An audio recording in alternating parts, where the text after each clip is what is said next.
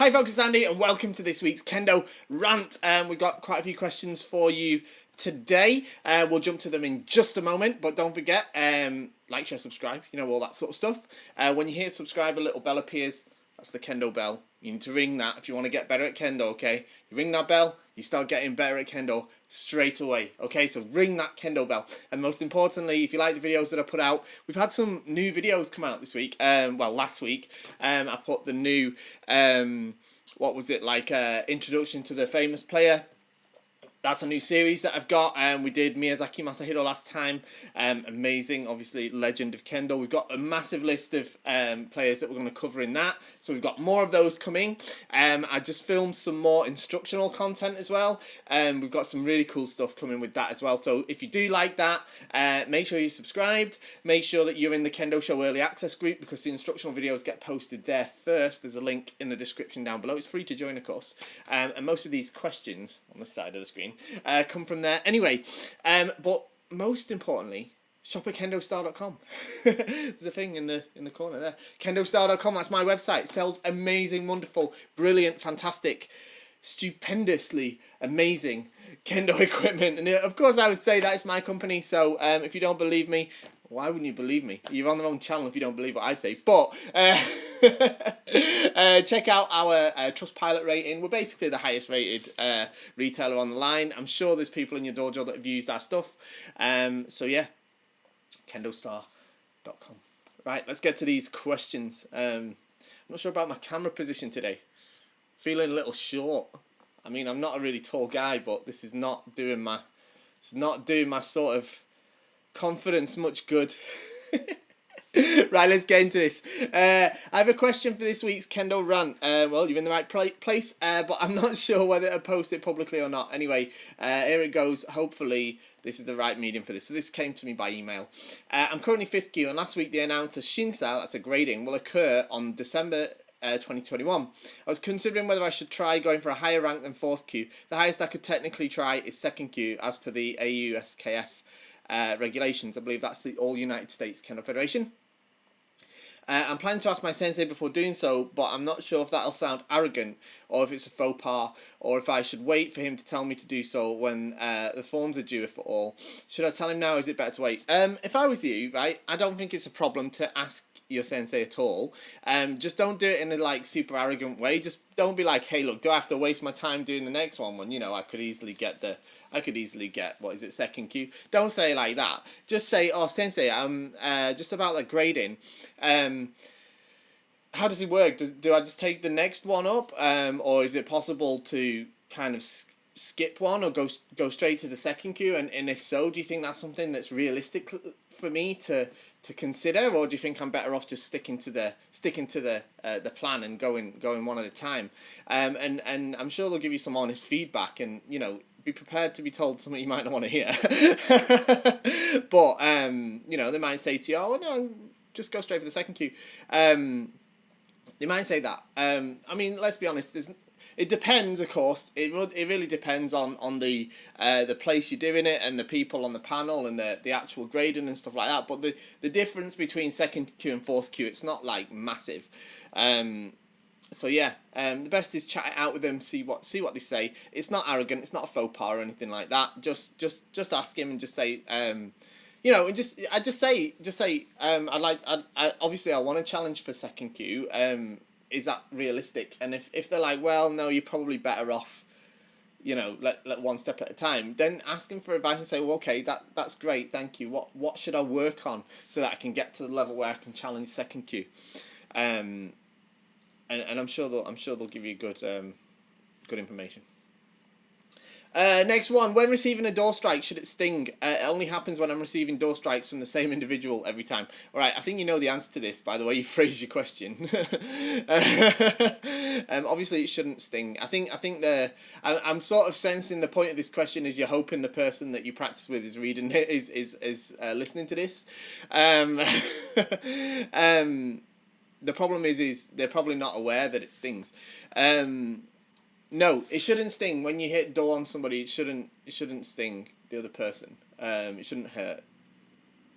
The door is hard. It's the hardest piece of the Bogu. When I mean hard, I mean like physically hard, not soft, not as in hard as in difficult. So people sometimes get a bit carried away and think they can bash it as hard as they can. But yeah, I know exactly the sort of person. Some people do that, but you know, no, it shouldn't be hurting. You should be hitting dull accurately, and if you hit dull accurately with correct tenuchi, you don't have to hit it that hard. You still get the nice rich sound from the dodai, and it's still perfectly good enough for Ippon. So yeah, if you're, I mean, yeah, I don't know how to get the message to the person that's doing it to you, because I guarantee they don't think that their door strike is wrong. They've usually got bags of confidence when they do it, these sort of people. I guess the only sort of consolation you got is they're probably going to have to spend a fortune in Shinai, because they'll soon bust them up if they're smashing your door die. Next one. So my Shinai have this noise, so I don't know, does it affect my practicing Kendo? Sorry for my English grammar. Your English is perfectly fine, so don't ever apologise for that. Now, you posted a little video showing it, and it was like when you were holding the Shinai, like when you were kind of holding the grip, it was like creaking really loud. I did notice it didn't look like a KendoStar Shinai, so there's not a lot I can really comment about on terms of quality and what have you. But looking at the video, I mean, yeah, it's pretty annoying. It's not something that you'd expect out of all Shinai, but at the end of the day, bamboo is a natural material, and especially if you've taken it apart and sort of oiled it about and stuff, and sort of, you know, fiddled with it a little bit, it might be a little bit creaky when you put it back together. If the slats aren't moving back and forward and stuff like that, it shouldn't be a massive problem. Though, yeah, it's hard to say without seeing it myself, but from what it saw in the video, it doesn't look like it should be a problem, certainly not from a safety point of view. Though definitely you want to keep an eye on the condition of it, because it potentially could break. Not saying it will, just could. Next one. I know a lot of national international kendoka that wrap their toes before every practice. Is this necessary? What's the reason for this, and do you recommend it? Right, so I do this. I wrap a piece of tape around my the base of my big toe on my left foot, just to stop the skin splitting, because that's where probably I put the most stress on the skin there. Not everybody does it, but it's a popular thing, because, you know, that is where you do tend to tear the skin a lot if you don't. So it's just a preventative measure. And then if you train a lot, then it can happen on the other toes as well. So sometimes I have to wrap the other ones as well. I haven't had to do that for a while, but I used to back in the day. You know, so yeah, that's what it's for. Is it necessary? Depends on the person. And do I recommend it? It depends on you. It's not something you recommend or don't recommend. It's just something whether you feel is necessary for your own individual circumstance or not. Okay, we're firing through these. Hey Andy, I hope all is well with you and the family. Yes, thank you very much. I've been wanting to get a Kata Shinai, but I'm not sure about the Nichirin door for its big grip. Will you have the standard 26mm Kata Shinai back in your inventory? Also, you mentioned one of your videos, the Karieko should be something like 10 seconds in Keiko. Unfortunately, I can't really find where to watch that video. Could you please elaborate? So, two things. Okay, so about the Kata Shinai, the Nichirin is amazing. I made, before we sort of put them into proper production, I obviously made two prototypes. I made one at 26mm and one at 30mm. And I loved them both.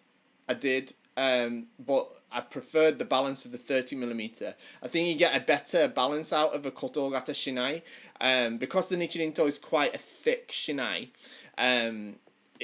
If you then go to a thinner grip on it, I feel like the take, the side of it, the kensen, feels even heavier, whereas you get a more even balance from the thicker grip from a Shinai like the Nichirin.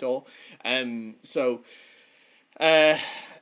it's perfectly possible for us to get you one with a 26mm grip. Absolutely fine. There's no extra cost. Might take us a couple of weeks to get a set in from Japan for you. But if you order the Nichirin, you fire us an email, tell us you want the 26mm.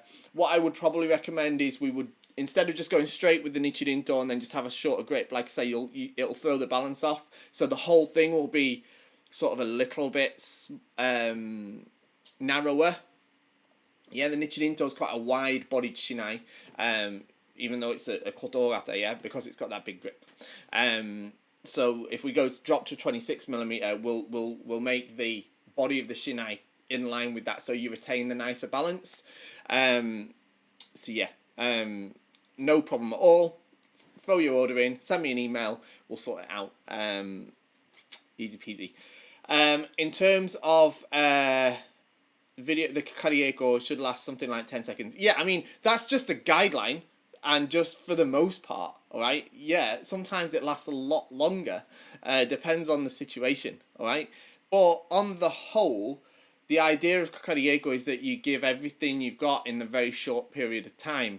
So, sometimes the motodachi might make you do for longer than 10 seconds because they don't feel like you're going to run out of energy or run out of steam after 10 seconds, perhaps because they think you're sort of conserving it.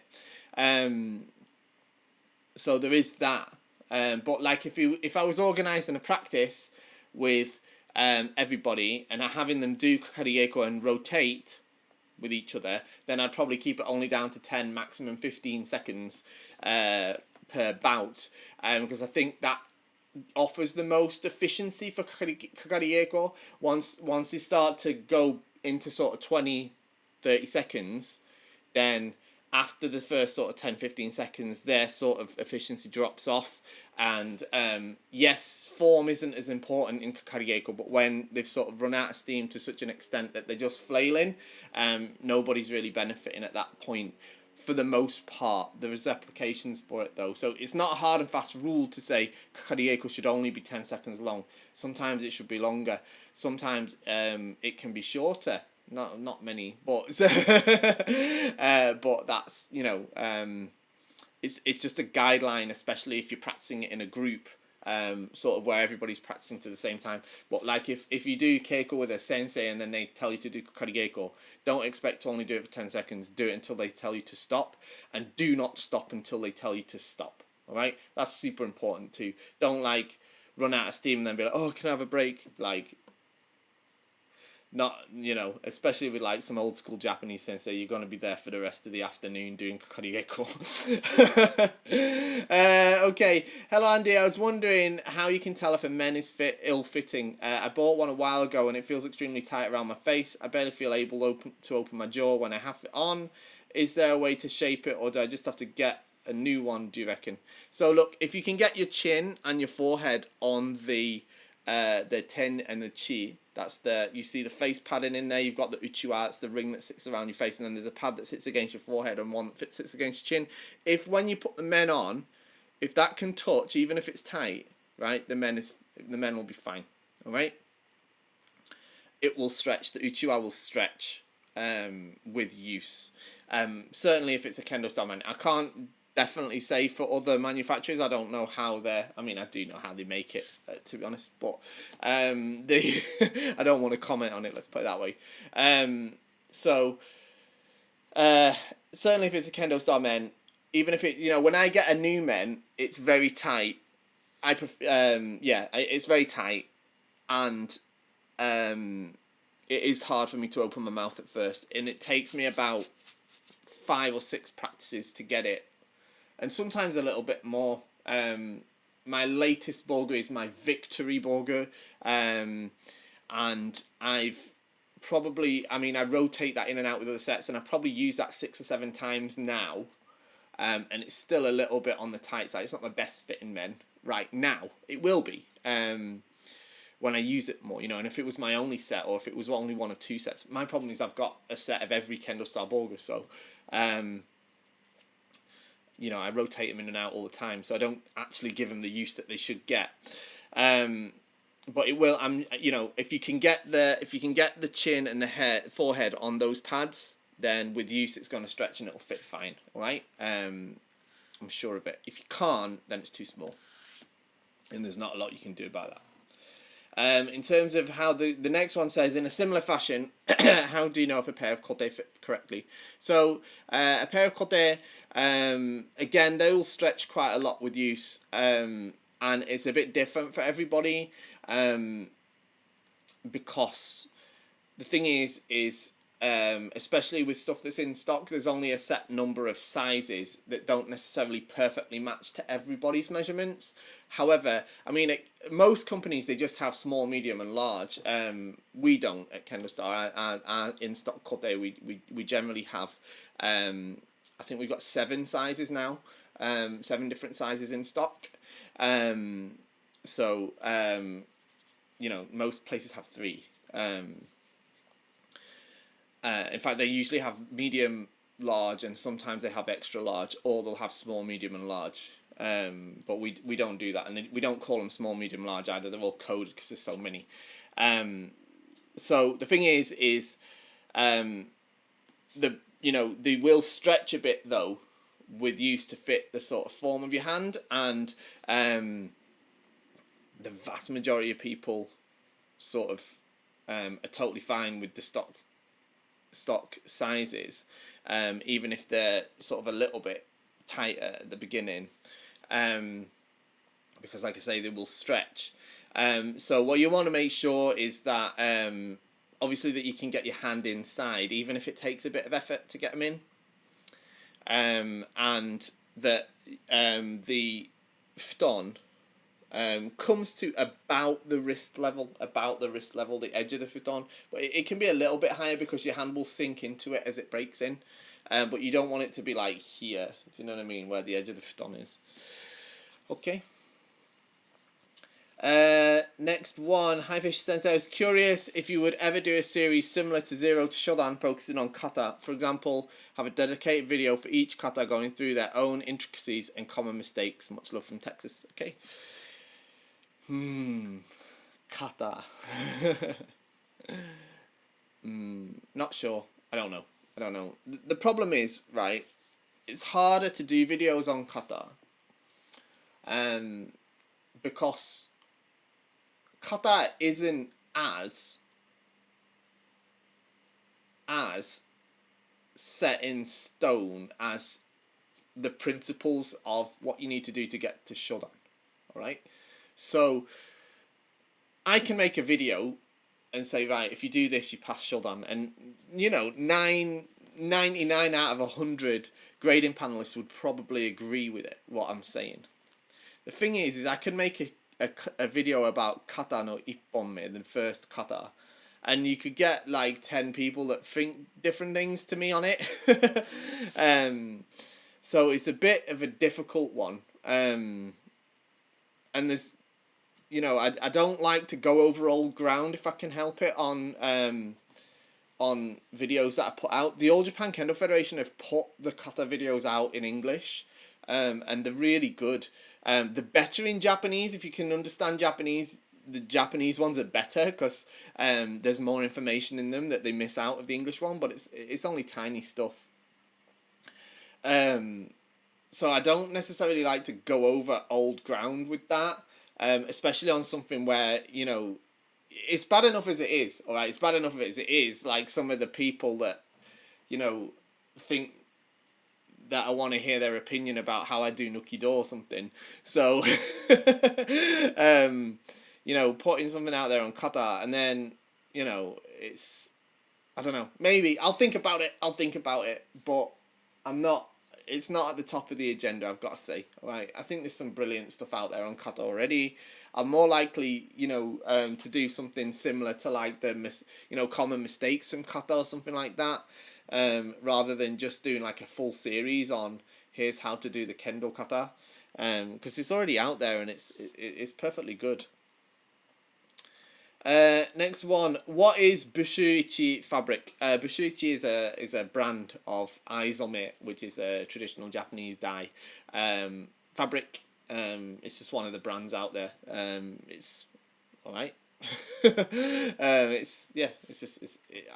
In my experience, it's not particularly better than any of the other brands. There's plenty of brands out there, not plenty, there's only a handful of brands actually that make genuine aizome fabric. For some reason Bushuichi seems to be one that the brand name gets mentioned a lot, not sure why. Probably some marketing there, but it's just Izome fabric. It's not really different or special compared to other good quality Izome fabric. It's a bit like Yamato Do. You often hear the word Yamato Do. Yamato Do is a brand name of plastic do, yeah. And there's other plastic do that aren't Yamato Do, but they're literally the same thing. So, yeah. Okay. Next one. Is there a way to recrease an Izome cotton Hakama that has lost its pleats? Yeah. Basically, hand wash it as per the video that I've done. Hang it up to dry, and when you hang it up to dry, get some clothes pegs. If you've got a good Izome Hakama from KendoStar, it'll have stitched pleats on the inside.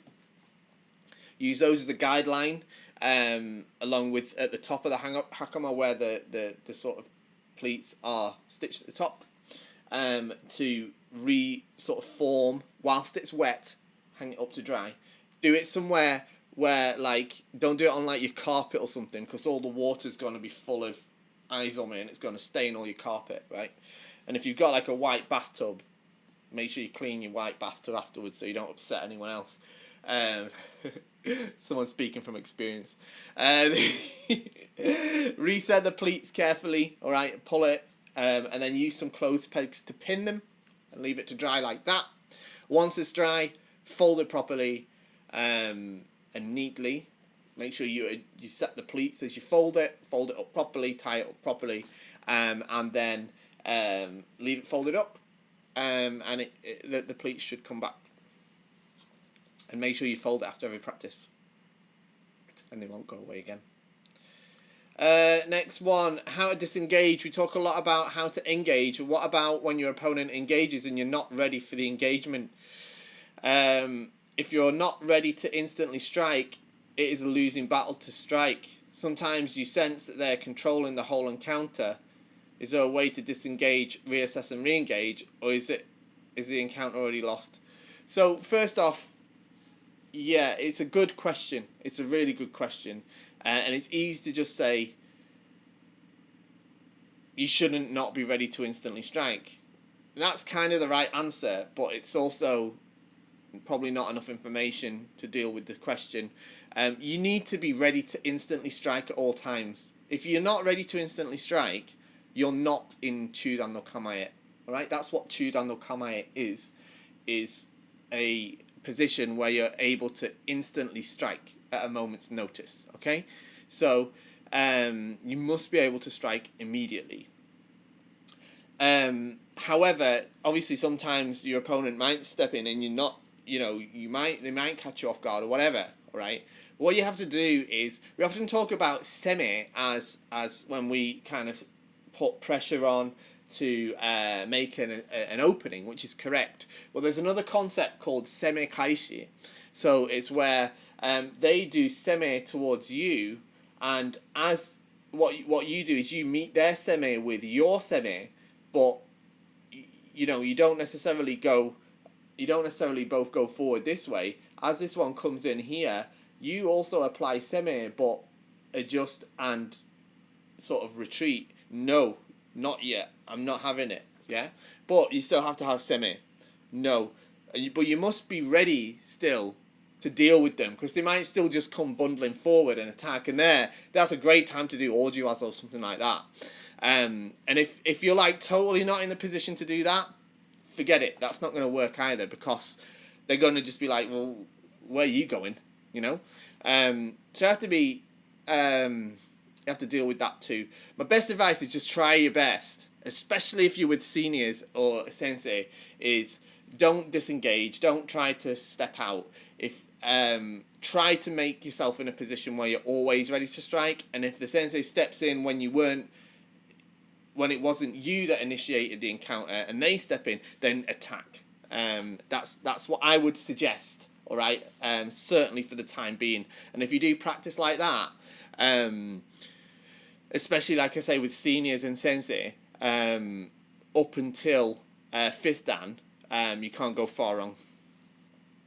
Next one. Hi Andy. Is there a name in Japanese for the suburi where one cuts forward, cutting to men height, and then cutting to horizontal on the backward step? Thanks.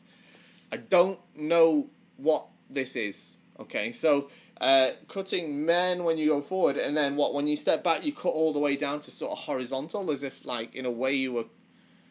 I don't know. No, so I can't picture that suburi. All right, so I might be misunderstanding what it is you're saying, but I can't quite picture what it is. So sorry, I can't help with that. And then last one, any advice for flying with Bogu? Yeah, it's not too difficult actually. The problem is your Shinai rather than Bogu. Because a lot of airlines want to charge you extra for another piece of luggage or an oversized piece of luggage. Your Bogu will fit in most sort of large suitcases. I use like a hard shell suitcase, like a large size one, and my Bogu fits in comfortably. Especially if you've got a synthetic door. The Bogu's not terribly delicate, so you don't need to worry too much. If it's a bamboo door, it's a little bit. You have to take a bit more care, but you should be able to fit it in nicely in a sort of large size suitcase. You want one with wheels because obviously it's going to get heavy, and you should be fine. Just pack it in there with all your stuff, and I don't think you'll have much problem. I've been all over the world with my Bogu and I've never really had any real issues. So yeah, and then just make sure that where they put the tag on the case isn't somewhere that when they check it in that it's make sure that it's not somewhere that it's going to easily come off, because you don't want them to lose it. That's it. Thank you for joining me today. A little bit shorter than usual, but I think we've been going about half an hour, so good going there. Don't forget to like, share, subscribe. Ring the Kendo bell if you want to get better at Kendo. It makes you exponentially improve at Kendo.